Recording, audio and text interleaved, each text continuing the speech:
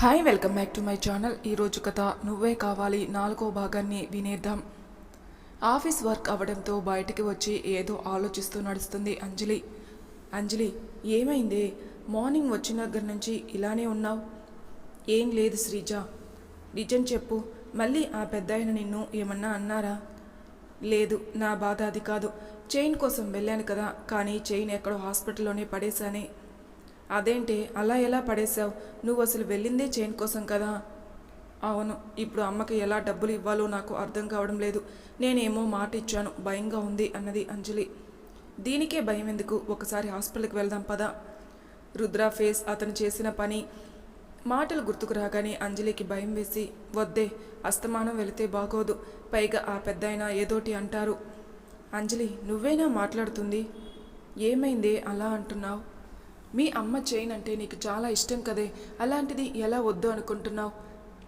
నీకేం తెలిసే, వెళితే అతను ఏం చేస్తాడో అని భయం అనుకుని ఆలోచిస్తూ నడుస్తుంది. ఇంతలో తన ఫోన్ రావడంతో, ఎవరే ఫోను? తెలీదు, న్యూ నెంబర్ అని లిఫ్ట్ చేసి హలో అంది. అంజలి నాన్న మాట్లాడేది? అవును, కానీ మీరెవరు అనింది. నీ చైన్ నా దగ్గర ఉంది, మార్నింగ్ హాస్పిటల్లో నాకు దొరికింది. నా చైన్ హాస్పిటల్లో పడిపోతే నా పేరు, నా ఫోన్ నెంబర్ మీకెలా తెలుసు? రుద్ర మున్నాకి జ్యూస్ పట్టిస్తూ, నువ్వు తక్కువ దానివి కాదే, బుర్రుంది నీకు అనుకుని, మీకు చైన్ కావాలా లేదంటే మీ గురించి ఎలా తెలుసుకున్నానో వివరాలు కావాలా అన్నాడు. నా చైన్ కావాలి అన్నది. అయితే నేను చెప్పిన ప్లేస్కి రండి అని కాఫీ షాప్ అడ్రస్ చెప్పి కాల్ కట్ చేశాడు రుద్ర.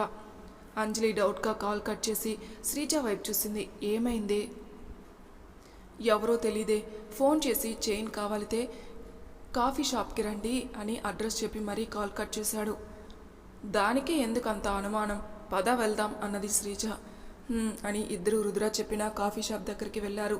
శ్రీజ ఆశ్చర్యంగా కాఫీ షాప్ చూస్తూ, వామ్మో, ఇదేంటే, ఇది కాఫీ షాపా లేదంటే స్టార్ హోటల్నా? ముందు పదవే అని ఇద్దరు లోపలికి నడిచారు. ఎవరే నీకు ఫోన్ చేసింది? అతను ఎవరో తెలుసుకోవాలంటే ముందు అతనికి ఫోన్ చేయి.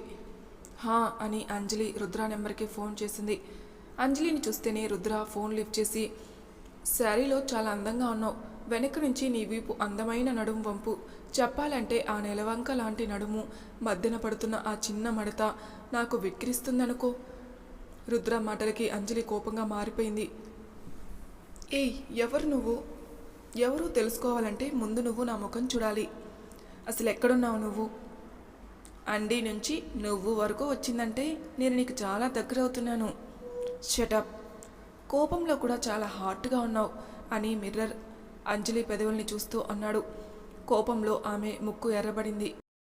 ఎంతసేపు కోపంగా ఉంటావు, కానీ ముందు నా దగ్గరికి రా. నీకు చైన్తో పాటుగా నేను ఇవ్వవలసిన గిఫ్టు ఇస్తాను. రైట్ సైడ్ 4th టేబుల్ అని రుద్ర కాల్ కట్ చేశాడు. ఏమైంది అంత కోపంగా ఉన్నావు అన్నది శ్రీజ.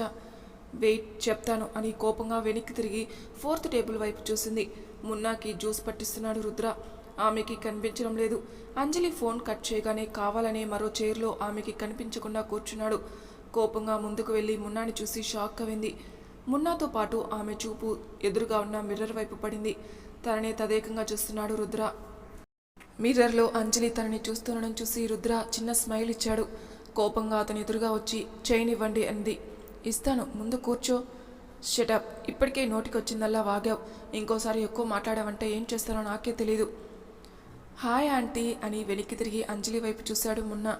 అంజలి కోపం తమాయించుకుని, హాయ్ మున్నా, ఎలా ఉంది నీ హెల్త్ అని కుండెలకి హత్తుకుంది. వాడు అలానే అంజలి కుండెలపై తలవాల్చాడు.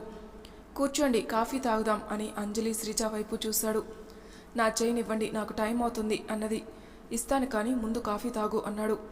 మున్నాని టేబుల్ మీద కూర్చోబెట్టి, మీకు దండం పెడతాను, మీతో కూర్చొని కాఫీ తాగి కబుర్లు చెప్పే తీరిక ఓపిక రెండూ నాకు లేవు.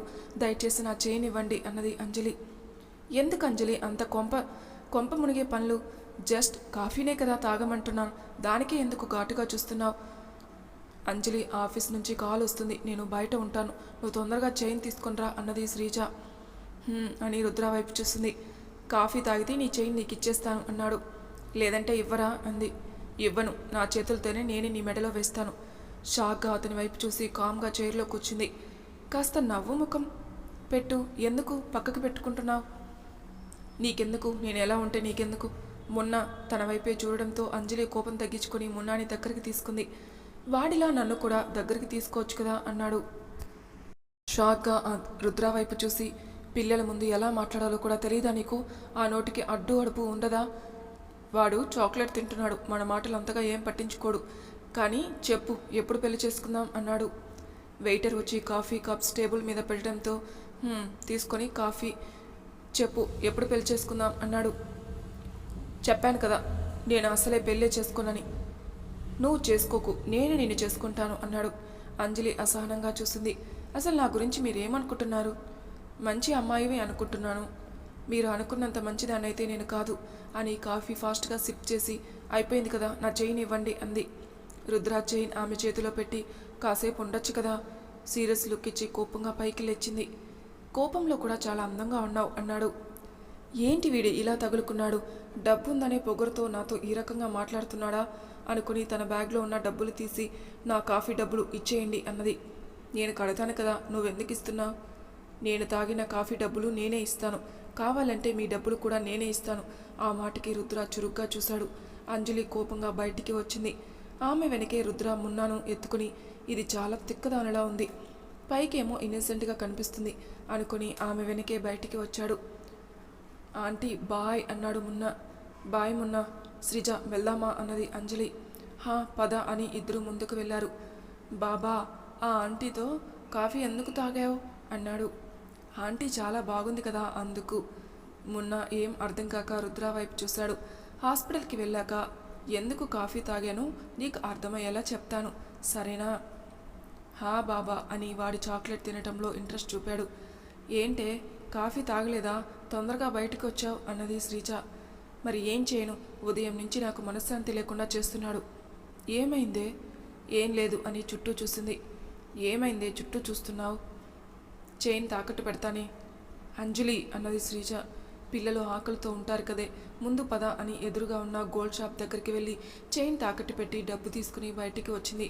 ఇదంతా కారులో నుంచి చూస్తున్న రుద్ర, ఏంటి ఇది చైన్ వాళ్ళ అమ్మదని హాస్పిటల్కి వచ్చి మరీ అడిగింది, మరి ఇదేంటి గోల్డ్ షాప్కి వెళ్ళి డబ్బులు పట్టుకుని వచ్చింది? బాబా కారు పోనీ అన్నాడు మున్నా. హా నాన్న ఒక్క నిమిషం అని గోల్డ్ షాప్ ఎదురుగా కారు ఆపి మున్నాని తీసుకుని లోపలికి వెళ్ళాడు. నమస్తే సార్, చెప్పండి ఏం కావాలి?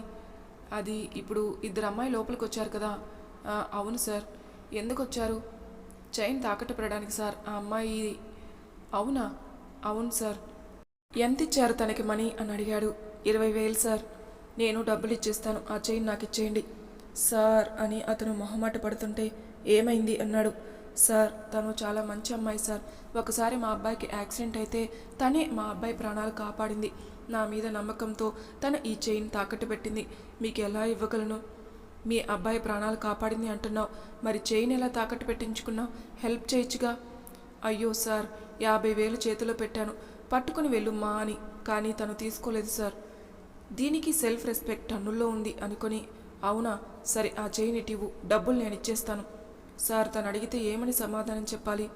నేను తనకి కాబోయే హస్బెండ్ని, నేనేమనదు. ఇదిగో నా కార్డ్, 20,000 తీసుకుని చైన్ ఇవ్వండి అన్నాడు. సరే సార్. రుద్ర చైన్ తీసుకుని బయటికి వచ్చాడు. అప్పటికే చాలా దూరంలో అంజలి శ్రీజ నడుస్తున్నారు. దీనికి ఇంత మంచితనం ఏంటో, ఇప్పుడు ఆ డబ్బు ఏం చేస్తుంది? ఒకసారి తన్ని ఫాలో అవుదాం అని కార్ దగ్గరికి వెళ్ళి మున్నాని సీట్లో కూర్చోబెట్టి కార్ స్టార్ట్ చేశాడు. ఈ నెలకి 20,000 ఎలా సరిపోతాయే అన్నది శ్రీజ. నేను అదే ఆలోచిస్తున్నానే, ఇలా అయితే చాలా కష్టం అనుకుని శ్రీజ వైపు చూసి, మన బాస్ని ఒక 50,000 అప్పు అడుగుదామా? ఇస్తాడంటావా? వాడికి అసలే కోపం ఎక్కువ కదే. రేపు అడుగుదాం, మన ఆశ్రమానికి కూడా ఏమన్నా ఫండ్స్ ఇస్తాడేమో. అది అడిగితేనే కదా తెలిసేది అని ఇద్దరూ మాటల్లో పడ్డారు. రుద్ర వెనకాలే ఫాలో అవుతున్నాడు. ఇక్కడ హాస్పిటల్లో ఏం జరుగుతుందో చూద్దాం రండి. కాసేపు శోభనాతో మాట్లాడి హేమ చాందిని ఇంటికి వెళ్లారు. అన్నయ్య, మున్నా రుద్ర ఎక్కడ అసలు కనిపించడం లేదు అని అడిగింది శోభన. ఆ అమ్మాయికి చైన్ ఇవ్వడానికి వెళ్ళాడు మున్నా బయటికి వెళ్దామని మారం చేశాడు. ఇంకా వాడిని కూడా తీసుకుని వెళ్ళాడు రుద్ర. అన్నయ్య, ఏంటమ్మా? హేమ వచ్చిన దగ్గర నుంచి ఎందుకు నువ్వు అలా ఉన్నావు? తను రావటం నీకు నచ్చలేదా? చచ, అలాంటిదేం లేదు. మరి ఎందుకన్నయ్య అలా ఉన్నావు? మరి ఎలా ఉండను, ఇక్కడికి వచ్చాను కానీ గతం కళ్ళ ముందు కనిపిస్తుందేమో అని భయంగా ఉంది అమ్మా. నువ్వు ఇంకా ఆ విషయం మర్చిపోలేదా అన్నయ్య? ప్రాణం అంతవరకు మర్చిపోలేనమ్మా. నువ్వు రెస్ట్ తీసుకో. ఇంతలో గగన్ తార లోపలికి వచ్చారు. ఏమ్మా రాత్రంతా బయటే ఉండలేకపోయావా? మళ్ళీ ఎందుకు లోపలికి వచ్చావు?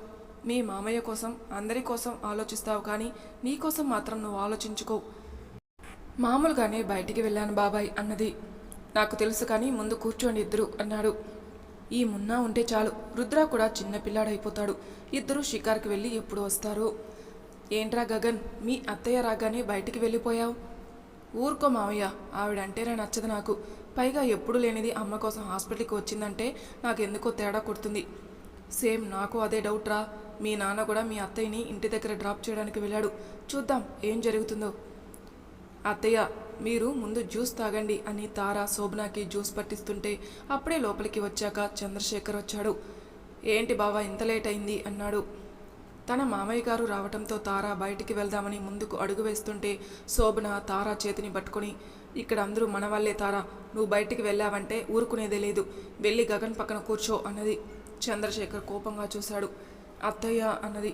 చెప్పాను కదా ఇక్కడే కూర్చోమని. నువ్వు బయటికి వెళ్ళావంటే మాత్రం నేనే నిన్ను తిడతాను. నువ్వు వర్మగారింటి పెద్ద కోడలివి, పరాయి దానివి కాదు. వెళ్ళి నీ భర్త పక్కన కూర్చో. శోభన గట్టిగా మాట్లాడేసరికి తార భయంగా గగన్ వైపు చూసింది. గగన్ నవ్వుతూ వచ్చి కూర్చో అన్నట్లు చూశాడు. తార భయంగా గగన్ పక్కన కూర్చుంది. శంకర్ ఉన్నాడని చంద్రశేఖర్ ఏం మాట్లాడలేదు. కోపం తమాయించుకొని శంకర్ పక్కన కూర్చున్నాడు. రుద్ర ఎక్కడా అన్నాడు. వాడు మున్నాని తీసుకుని బయటికి వెళ్ళాడు. చంద్రశేఖర్ ఆలోచనలో పడ్డాడు. గగన్ చేసిన పనికి హేమ చాలా బాధపడుతుంది. ఇప్పుడు నేను హేమకి మాట ఇచ్చాను, రుద్ర ఒప్పుకుంటాడా? ఏంటండి ఏదో ఆలోచిస్తున్నారు? అదే హేమ కోసం. ఏమైంది? నందిని పరిస్థితి అసలు ఏం బాగులేదు శోభన.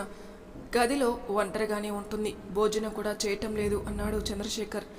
శోభన బాధగా చూసింది. శోభన ఏంటండి? చాందినిని రుద్రకిచ్చి పెళ్లి చేద్దామా? మన కారణంగానే కదా నందినికి అటువంటి పరిస్థితి వచ్చింది.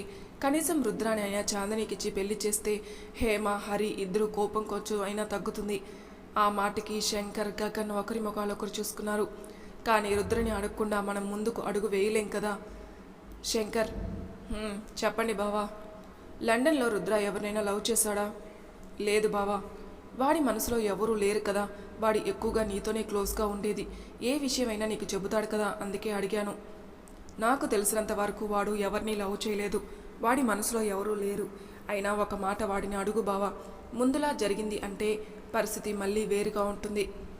లేదు శంకర్, అలా జరగనివ్వను అన్నాడు చంద్రశేఖర్. ఆశ్రమం దగ్గరికి వచ్చిన అంజలి గేట్ ఓపెన్ చేసి లోపలికి వెళ్ళింది. బయట మొక్కలకి నీళ్లు పోస్తుంది సునీత. ఏంటి అంజలి ఈరోజు ఇంత లేట్ అయింది అని అడిగింది. లేదమ్మా, ఆశ్రమానికి కావలసిన సరుకులు తెచ్చాను, అందుకే లేట్ అయింది అని చేతిలో ఉన్న కవర్స్ కింద పెట్టి తను తెచ్చిన 20,000 బ్యాగ్లో నుంచి బయటికి తీసి, ఇవిగో అమ్మా డబ్బులు. సునీత డబ్బులు తీసుకుని అంజలి వైపు చూసింది. ఏంటమ్మా అలా చూస్తున్నావు అన్నది.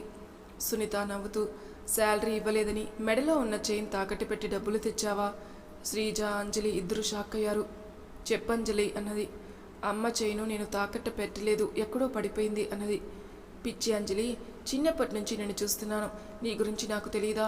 అబద్ధం చెప్పినట్టు నీ చేతి వేళ్ళు టెన్షన్లో అటు ఇటు కదిలిస్తావు, నాకు తెలీదా నీ గురించి అన్నది. అమ్మ నీ దగ్గర అబద్ధం ఎందుకు చెప్తాను?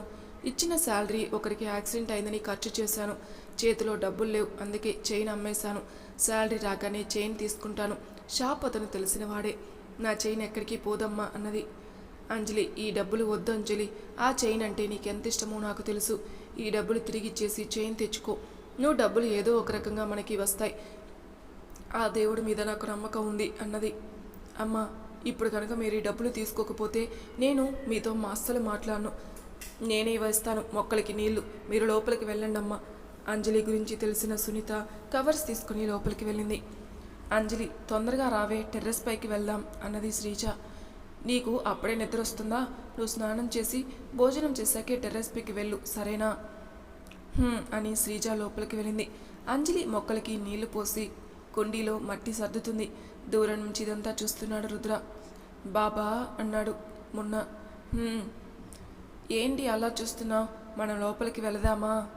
లేదు నాన్న, తర్వాత వెళ్దాం అని గేటు పైన బోర్డు మీద ఉన్న ఆశ్రమం పేరు చూసి అంజలి వైపు చూశాడు. నుదుటిన చిరు చెమట గాలికి ఫేస్ మీద పడి డిస్టర్బ్ చేస్తున్న కురులు, నాజూకైన నడుం వంపుల్లో నీటి బిందువులుగా జారుతున్న చిరు చెమట. ఆ క్షణం ఆమెను చూడగానే అతని గుండె చాలా వేగంగా కొట్టుకుంటుంది. రెప్ప వేయటం మరిచి ఆమె వైపు చూశాడు. మట్టి చేతులతో నుదిటిన పట్టిన చెమట తుడుచుకుంది. ఈ అమ్మాయిలో ఏముందో నాకు తెగ నచ్చేస్తుంది. అందరిలా కాదు, చాలా డిఫరెంట్గా ఉంది. చూద్దాం ఎప్పటికీ వస్తుందో మన దారిలోకి అనుకుని కెమెరాలో ఆమె అందాన్ని లాక్ చేశాడు. చూపు తిప్పుకోలేని అందం అంజలి సొంతం. మరి తర్వాయి భాగంలో ఏం జరుగుతుందో నెక్స్ట్ ఎపిసోడ్లో తెలుసుకుందాం. అంతవరకు నా ఛానల్ని సబ్స్క్రైబ్ చేయని వాళ్ళు ప్లీజ్ సబ్స్క్రైబ్ చేసుకొని లైక్ చేసి షేర్ చేయండి. మీ అభిప్రాయాలు నాకు కామెంట్ రూపంలో తెలియజేయండి. Thank you for listening.